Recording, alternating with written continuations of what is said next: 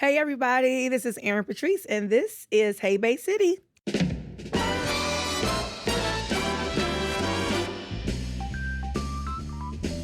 Erin, you are just one of my absolute favorite humans. I'm just going to be totally transparent and open up this conversation by saying that you're one of my favorites. Do you remember how we first met? I think Courtney, maybe? Yeah, Courtney Soul. Connected us, yeah. Yeah, that's right, because she sent me a message and said something like, hey, I've got somebody that you absolutely need to talk to. Yes, and then that's when we did the interview. Yeah, we did our first podcast probably 2 years ago now. Yeah, it's probably been about 2 years. Wow. Goodness. Yeah. And I love you. I love your heart. I love the work that you're trying to do in so many communities. And that work is coming here to Bay City. Yeah. And I'm so excited about that. But I think it's important for everybody listening to really kind of lay the groundwork for the work, because I love your work, but it's also I don't want to say uncommon, but it's pretty uncommon. Has a little different spin to it. Yeah, because you're getting into these communities and you're creating this situation where people can talk and have really open conversations about really important issues that we don't typically ever get to talk about. So I think it's important to lay the groundwork first.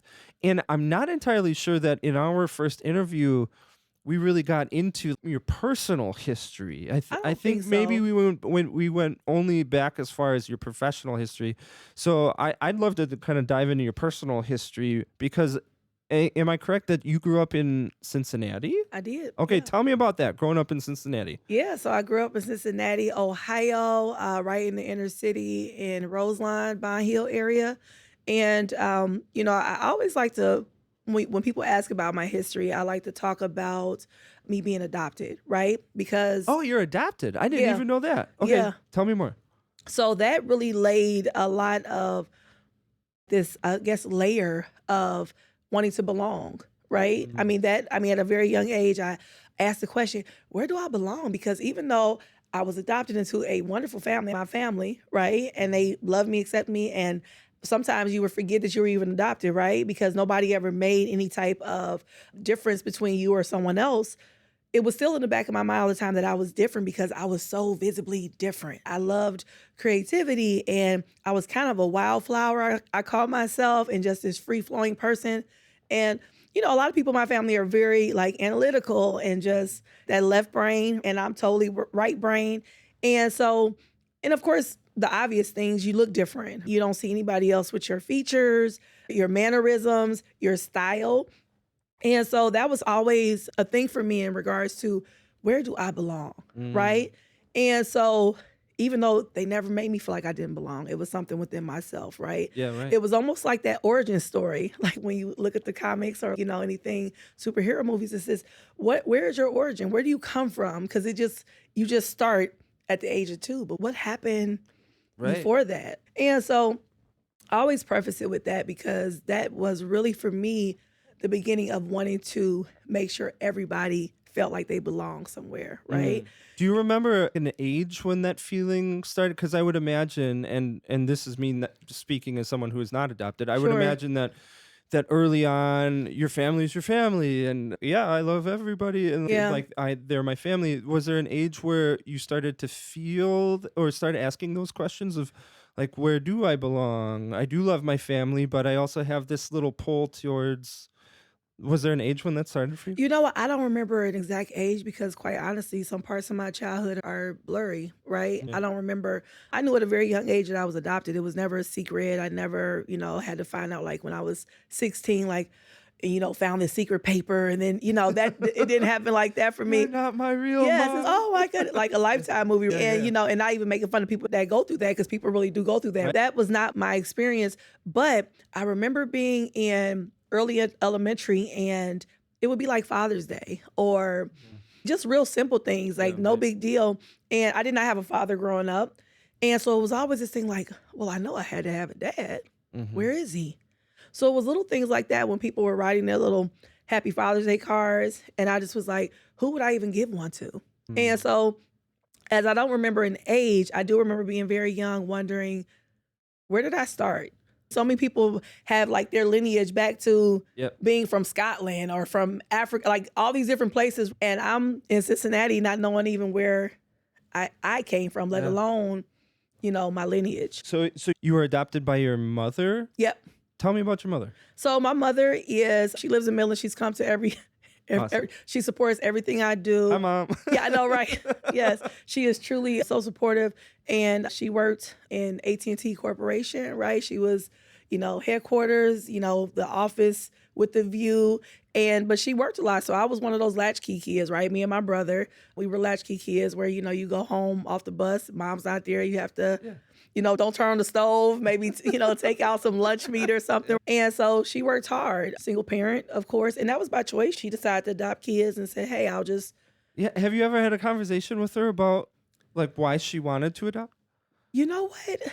I think we may have. I don't remember because that was always a tough conversation, right? Because I never wanted her to feel like I didn't appreciate what she did. Mm-hmm. So it was always this thing where I didn't really want to ask a lot of questions because I just didn't want her to feel like I'm searching for something that she didn't give me. Right. Yeah. And especially if you have a good thing going and you have a good relationship, can make you reluctant to broach a subject that could potentially make that worse. Yeah. And I don't even know if I even thought about it that way. I really did. I don't think I ever thought about it potentially doing that. I just always thought that it would hurt her if I asked her because it would seem like she wasn't enough.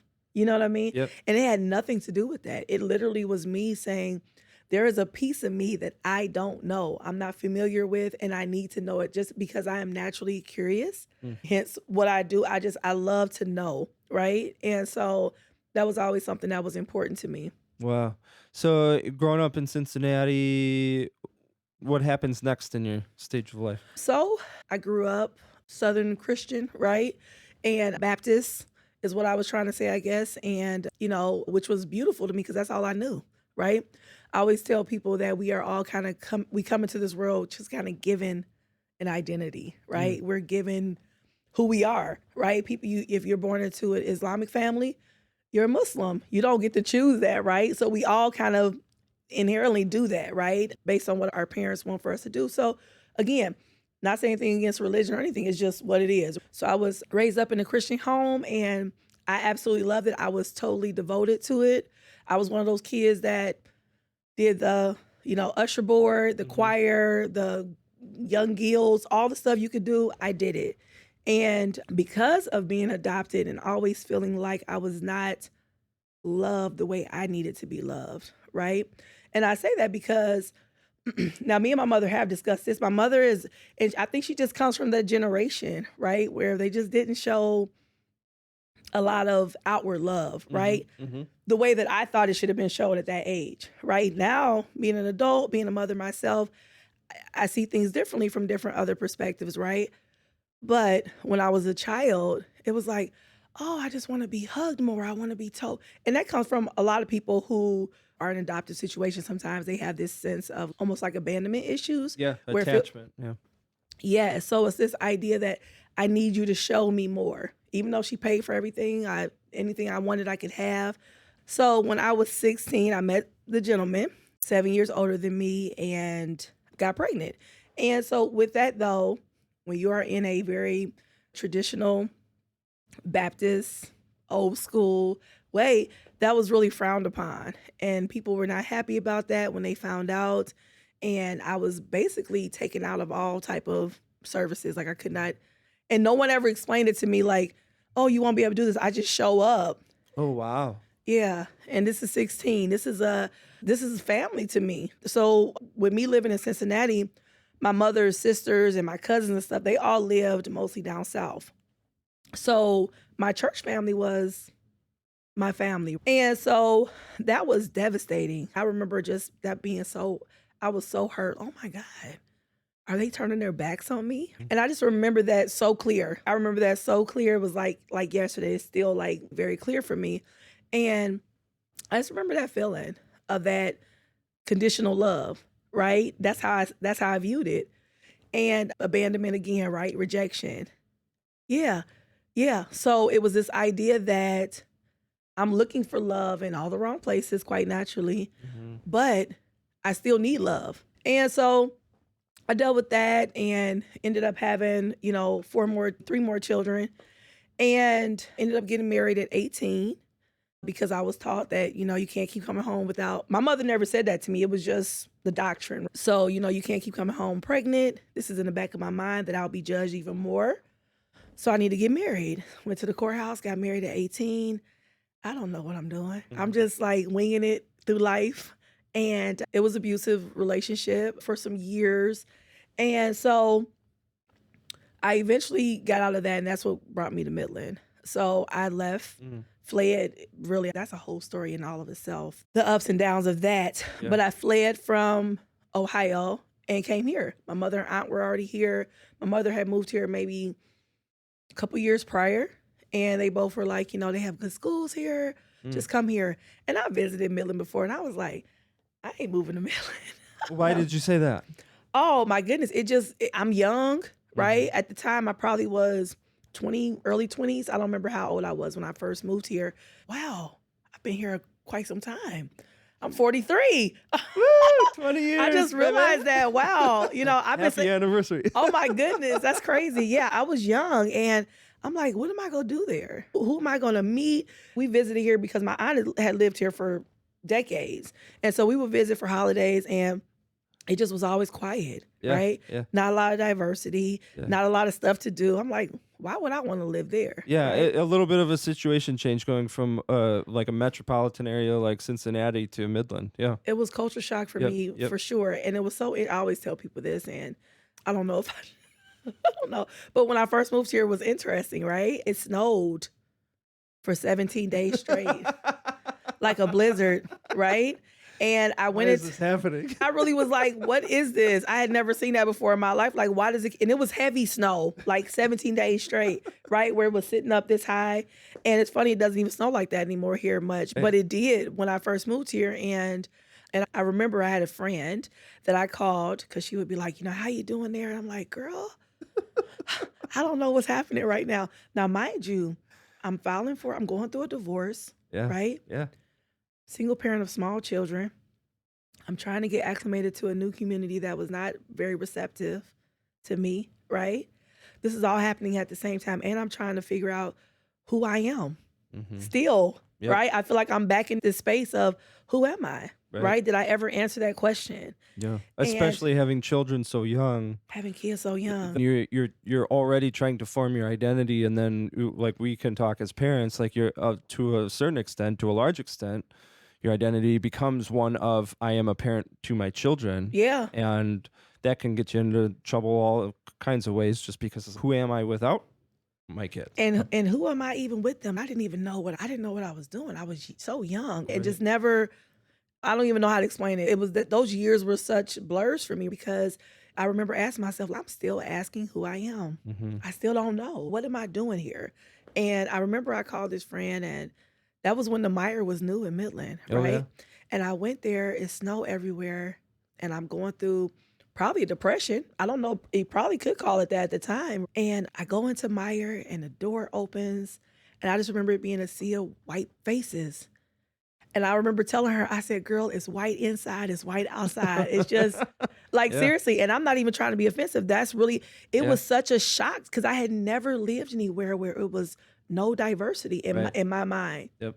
and where I could visibly see diverse faces. I had never experienced that. I'd never experienced a place where you couldn't go and get different type of food or hair products, right? I love that you say that because I grew up in like a parochial school system, went to a private high school, went to their feeder college, and it's also a very white population. And I remember when you're surrounded by that becomes something that you're not aware of, and that's how humans work. That's how our brains work. Like we just become less aware of something as it's very familiar. Sure. And so that can be a perspective that we don't understand if we're living in a population that is 93% white. it's hard for us to wrap our brain around somebody who is not white coming into our community and saying, I feel kind of awkward here. Yeah. And I think that's an important perspective that you're lending, because here you are coming from Cincinnati, where you're surrounded by that level of diversity, coming into a less diverse community and immediately being aware of that. And I think that's such an important perspective to say out loud in front Yeah. of people, because it's an important one. And I think, and we won't get into empathy, but I think that's kind of the seed of empathy, where you can listen to somebody and say, I came here and this is how I felt. Yeah. Yeah. It was real. And I've even spoke to people who are Caucasian that grew up in diverse spaces Yep. that moved to Midland. And I'm Yep, just saying right. Midland as an example because that's where I live. But there's all kind of communities that people can move into, maybe, Philly, Yep. and you're from a small little town and you go there, it's culture shock, period. I had never seen a place that didn't have a second mall, like a second floor to the mall. Wow. Yeah. Never seen that before. So when I go there, I'm like, to me, that's a plaza, right? We call it a plaza. And so, or a strip mall, right? Yep. So it just was different. And trying to navigate that and be a parent, right? Yeah. And appear as a whole person, right? Because I still have to go places. I still have to do things, right? But I was so broken at the time and kind of confused and lost. Like, where am I supposed to be? And I didn't feel Midland was a place for me at that time. So from that moment, did you try to intentionally integrate yourself into the community, or become involved, or look for work, or like how did things progress from there? I did. I looked for work to be able to take care of my children, right? And that was its own interesting thing because people don't want to hire you. They ask you when I would go into places, they say, are you stopping through? Are you just traveling through? And it's, nope, I live here. And so that was a common question to me up to just a couple years ago. People still would ask me when I go to a, gas station or something. Yeah. And I think because people see my face a little bit more, I don't get that anymore. But that was a long time that people would ask me questions like that. Or if I would show up somewhere, they would say, how long was the drive? And I would say 5 minutes. I live like down the street. I live down the street. So all of that was just interesting. And so, yeah, I did try to get, because I'm naturally extroverted and I like to connect with people. So I tried to find a place. I think, honestly, my whole life, right, up to a certain point, I did that subconsciously or consciously, trying to find the place, right? Where should I be? Because I always felt so odd because I thought different. I didn't get worked up about certain things that other people did because I didn't care about that. I'm like, who cares? It's so many bigger things. I was always a deep thinker, even as a child, right? I'm like, it's like whole wars going on and you care about if they stopped your Eminem, that you liked. It's so what, And then you add that layer of rejection from that smaller community of you became pregnant and then you felt rejected by this small community that you had felt so invested in. And you layer that on top of it too. And now it really becomes a huge question of who will accept me? Where do I belong? Where's my place? Yeah. Because you couldn't have told me that would have ever happened. I would have never believed you. Wow. That I would be kind of ostracized. That I would have never believed that because in my mind, it just wouldn't, I didn't even think of that. That was not even a concept for me. So that was one of my first hurts because it just was so blind, it just blindsided me. And I was like, whoa. And then I felt like a terrible person because I have this visible sin, right? Or, and it's, oh my goodness, I am just terrible. But I loved what was happening. Because I'm like, oh my goodness, people don't understand, even when you're adopted, going to the doctor and they say, fill out your history. And before they even ask me a bunch of questions, I say, I'm adopted. And they just put a big X. So it's like this void. Yep. It's more than just a lack of information. In a lot of ways, it's a lack of identity. Yeah. And then you layer potential health stresses on top of that. If do I have something genetic? Well, because I'm starting to have know about? babies, Yep. right? So I want to know, what can I do to help them to make sure? And so I remember even my first son, he was the first person that looked a little bit like me, right? Had my nose. And I'm like, oh my goodness, right? Oh, this is me. And that was the first time that ever happened. And it just was like, oh my goodness, I'm in love with this little guy. But then I was so afraid. So I'm like, I don't know what the hell I'm doing. What am I, have a baby? And I'm 17 years old.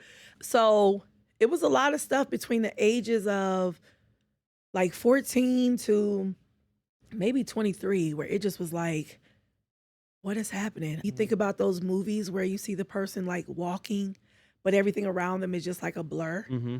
It's moving fast, it's moving slow, but you really can't identify anything. Yep. And the person is still just kind of moving.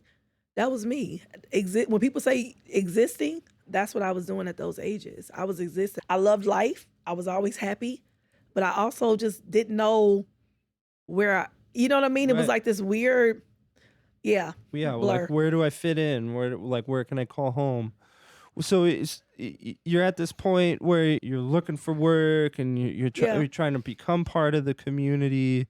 I don't want to fast forward too much in your story, sure, yeah, but I really want you to tell how you came upon this work that you're doing. yeah. And I just want to give some context to people that are listening or watching, in that I first came across your work even before Courtney introduced us. Oh, okay. I didn't And realize that. yeah, because I had kind of heard about you from some other folks, and I had checked it out. And here you are, a Black woman, interviewing white supremacists and filming that conversation and then publishing that for everybody to see. You're going in and you're having these conversations, and it's not just white supremacists, Sure. but like all sorts of really tough conversations that some people would say you should not have, that you should not be speaking to those people.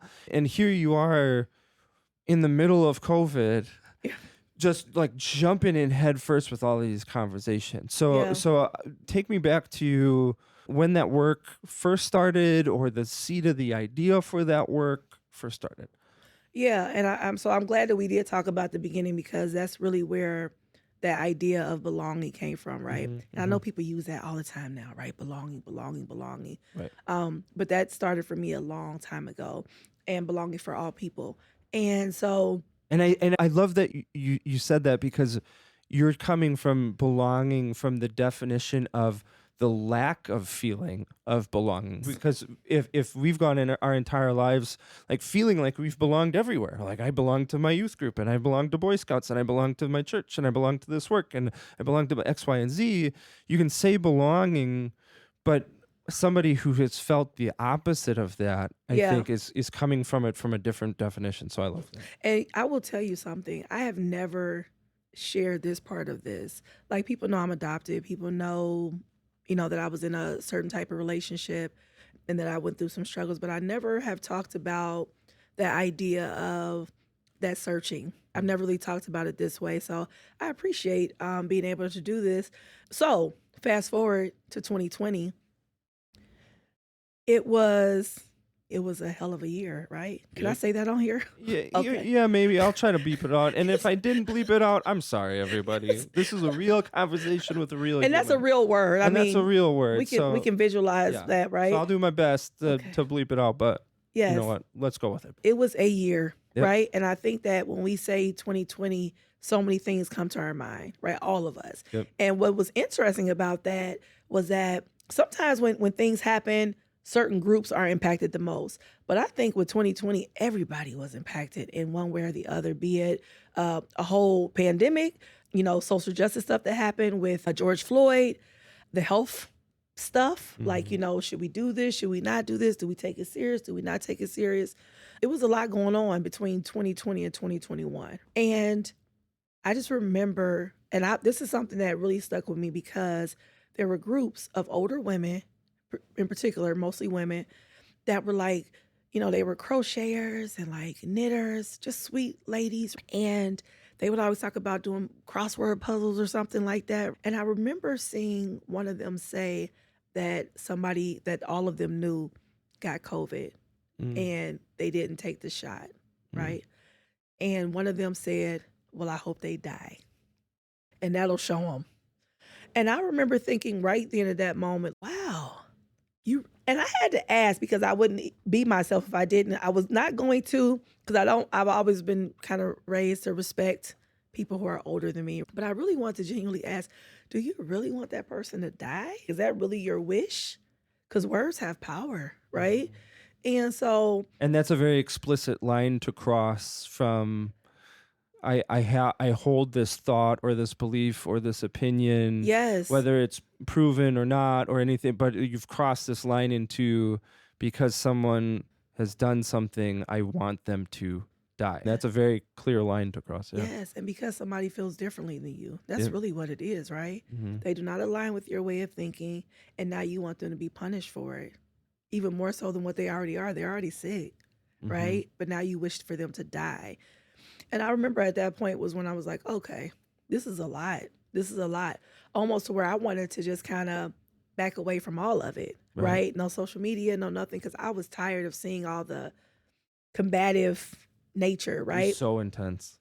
Oh, it was ridiculous. People that I never thought like that, right? On either side of it. It was all people. Yep. And it's so funny because the people that think they were doing the good were just as nasty, Yep. right?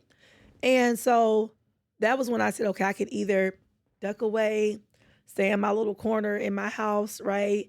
Do my thing and move on with life, right? Navigate through this thing the best way I can, or I can do something about it, right? I can complain or do something. So that was when I said, well, the first conversation was getting some teachers together to talk to parents, because that was the first time some parents had become the teacher, because that was when school shut down. People had to like basically homeschool their children, and people were going crazy about that. Like, I got to have, Larry at home all day. I really love my kids, but maybe not this much. Yes. And a lot of people either really learn to really value teachers more after that and what they go through and what they give. I shouldn't say go through, but just what they give, right? And so, yeah. So that's how that started. We started conversations. I said, let's be kind of a little bit more proactive, even though I was a bit reactive. But I said, okay, we can move in the proactive by having different conversations. Just keep it going. And so people could come together. But the thing that I saw and what was so interesting is that the very people, and this was my own experience, the people that preached inclusion, right? Diversity, equity, we know, all of those words, right? They were the people that were some of the nastiest ones, right? Not wanting to hear anybody. If that person said they're not taking whatever, right? They're not wearing a mask. People were wishing death. They were wishing that they get COVID. That was like extreme to me. And I said, wow. And so that was when I realized that people on all different sides had some work to do, including myself. We all had work to do. We had to find a way as adults to sit down and talk without it becoming death. It's either we don't say anything or we wish death. Like it's got to be something in the middle for us to be able to do this. And that was my thought process. Were you the first conversation you said was about like parents and kind of school? Was it specifically pandemic related, or was it just okay? No, it was definitely I specifically got people to talk about how to become the new teachers. That was the title of it, like something like that. Well, do you remember the second conversation that you had? So if I'm thinking about what you're talking about, maybe. So the first time I had an in-person conversation with someone was at a rally that Midland had. And that was, what's so funny about it is that was me literally just being myself. I just naturally am kind of curious, and I don't like people to feel like they are being isolated. I just don't like it. And so this was a rally put on by citizens in Midland? So this was, I forget the name of the group now, I'm sorry. But there was a couple groups that came together to put on this rally. That was really in the height of everything with George Floyd. And it was a big rally that was put on in Midland to show unity, right, for George Floyd. And for people, of different colors, backgrounds, ethnicities, all that good stuff. And so they asked me to speak being a mother of 4 Black sons, right? So I said, sure. So went there, and after I was done speaking, just kind of walking around, because it was tons of people. It was, I would have never thought that many people would come to, it was like surprising. It was so many people in the streets and down, it was insane. And so I'm walking around saying hi to people and whatever. And I remember seeing people's body shift. Because I try to be pretty observant and watch things, and I'm watching people's body shift, and I'm like, what is going on? So me, naturally, I'm looking towards what's happening. And I see this gentleman, and he has this AR-15 like strapped across his chest. He has a pistol, and I saw that as I got closer, a pistol and a knife in like his pockets. And he has like the NRA hat, and this is nothing against NRA. I'm just painting a picture, right? So he has the NRA hat and this beard and this just a look that some people, if you profiled him, made some assumptions, you would think, oh man, this guy means business.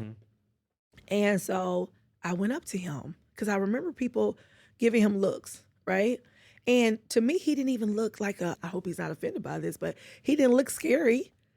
He reminded me of one of my sons. I don't know. He just had a young face and he looked a little bit like, I'm not going to say nervous, but he didn't look comfortable. Some people with guns, when they stand there, you could tell they mean business, right? Yeah. He didn't have that look. And so I remember walking up to him, introducing myself, telling him, hey, I'm Erin Patrice. I just want to ask you some questions. And I forget how it actually started, but he kind of introduced himself. And I remember when he first started, his shoulders was kind of naturally defensive, right? What does she want? Because mind you, I had my hair wrapped like this, right. And I'm walking up and as myself, right? And I told him, I said, I'm really cool. This is cool, right? I don't expect anything from you. I just want to know, what's up? What's going on? I see you with all the stuff. Talk to me. And he started talking. And I think we talked maybe for about 15 minutes. And we actually found some things we agreed on and some things that we maybe didn't. He told me he was there to protect his friend's pawn shop. And I said, that makes sense. With what was going on in the world at the time, people were, tearing up buildings and things of that nature through their protests. And so I understood his perspective. And I also, excuse me, I'm also around people who believe in being able to protect their home, right? And their person and whoever is around them. So we were able to talk on that. And it was so funny because as the conversation went on, you could see his shoulders like kind of settling. And I found out because I left. I didn't stay for the whole thing. I found out that he stayed and then helped clean up afterwards. So that was really cool. I'm interested to ask you this. Did that conversation change you or influence your perspective or your thought process or your commitment to this kind of work at all? And if so, in what way? It definitely did. It was really interesting because, again, when I saw him, he reminded me of one of my sons. And I thought about how everybody looked at him almost like he was a leopard. And I'm like, oh my goodness. Yes, I understand why people were put off. Some people are very uncomfortable around guns. In Midland, we don't see that a lot, right? Somebody walking around with 2 guns and a knife. So I understood the pause and concern, but I also could feel him. He was there by himself. Nobody was with him. He came alone. And I thought, I know what that feels like to be somewhere and nobody come up and talk to you. People kind of look at you like, why are you here? I know what that feels like. And again, I get why people did it. It's not a, diss to them for doing it. But I know what that other side feels like, right? And I didn't want him feeling like that. And I felt like he was there for his own reasons. I don't have to always understand a person's reasons, right? But I also don't have to treat them bad because they feel differently than me. Yeah. So I think that's kind of what catapulted everything, that particular conversation, because I filmed it because I asked him for permission. Do you mind if I film this? And that was kind of when I was getting started with things. And he said, sure. But other people took pictures. Other people paid attention to it because heard later that people were afraid for me. I'm like, I didn't feel any fear with him. I didn't feel like he was going to, I just didn't feel that, right? But I think, again, it goes to the message of what we do is that I also didn't come to him with aggression. Right. I didn't come to him trying to squabble or have beef, right? I came to him very humble. Well, I hate saying that, but you know what I mean? Just kind of like sincere, right? And so I think that he fed off of that because if I would have came differently, what are you doing here?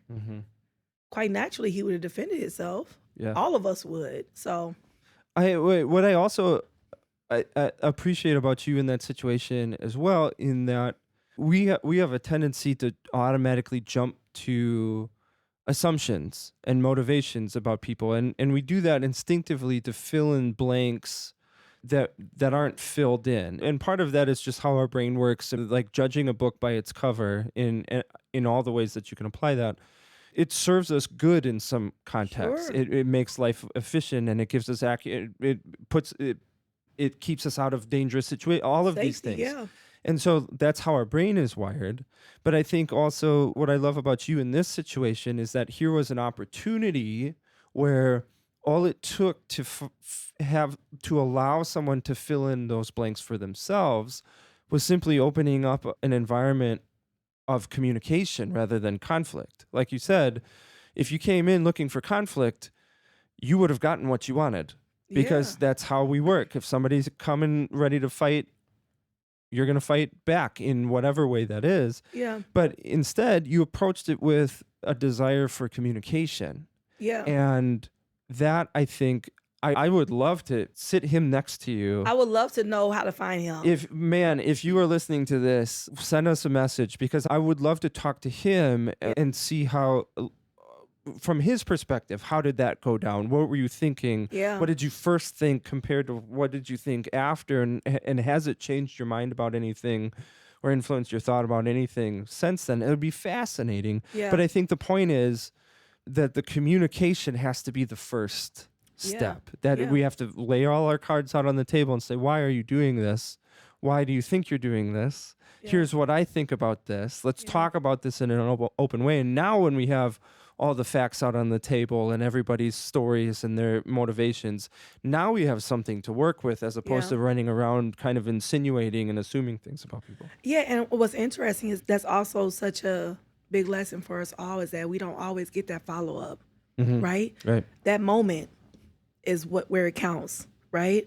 I always try to liken it to growing up, we rode the city bus a lot, and sometimes you wait at that bus stop and there's somebody sitting next to you. You have no idea if that person is a PhD or a janitor or a single mother. You don't know. You just meet Dolores. She's sitting there with you and you start talking, right? And how you approach that moment it means everything, because you may never see Dolores again, but you may have left, right? Some kind of imprint on Dolores and vice versa, right? So I think that's part of what that meant to me, is that for us to really take advantage of those moments and not always look for this battlefield, right? Yep. Some of us want to fight about everything. Relax, right? Because honestly, again, he didn't come there to shoot anybody. In his mind, he felt like he was doing what was right. He was protecting his friend's business. Yeah. He thought he was doing right. And who am I to say he wasn't, right? So just I feel like I'm doing right with different things. And I think that's the part that we are not able to sometimes give each other the same grace that we would want, that we would wish for, long for. Give me that same grace. And so, yeah.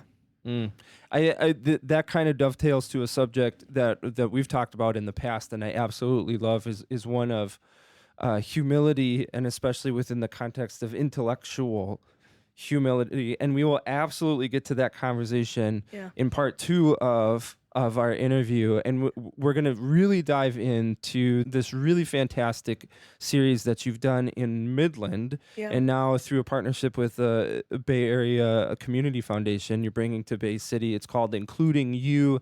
Here's just a quick 101 for the folks listening at home. It's a year-long conversation of all different kinds of people coming to a table and talking about an important topic. Number 1, societal expectations. Number 2, bias and judgment. Number 3, empathy and tolerance. 4, honesty and transparency. 5, morality, ideology and religion. 6, the greater good, the big picture. And what I love about this is here's an opportunity for us within this community to talk about these big critical issues that are hard to define. You Yeah. can't put them on a spreadsheet, but we have to talk about empathy and we have to talk about tolerance. Yeah. But like, where else can you talk about that? Well, we can talk about it on social media, not always the best environment to have in-depth conversations, but you're going to be facilitating this year-long conversation, and it's going to be so fantastic. So in part 2, we're going to talk about the work and how it started in Midland and what you've seen over the course of that work, and then what you're looking forward to in including you here to Bay City. And so I want to thank you so much for this conversation. Yeah. If people are listening to this right now and they're like, oh, I can't wait, I want to get more, Erin, where can they find you, and where can they kind of check things out before they listen to part 2 of our interview? Sure. So they can see us on Facebook, YouTube, Instagram, and also our website is tbbv.org. So that's the Breaking Bread Village, tbbv.org. Amazing. Amazing, as always, talking to you, Erin, Patrice. I can't wait till our second part of our conversation. And thanks so much for stopping by. Thank you.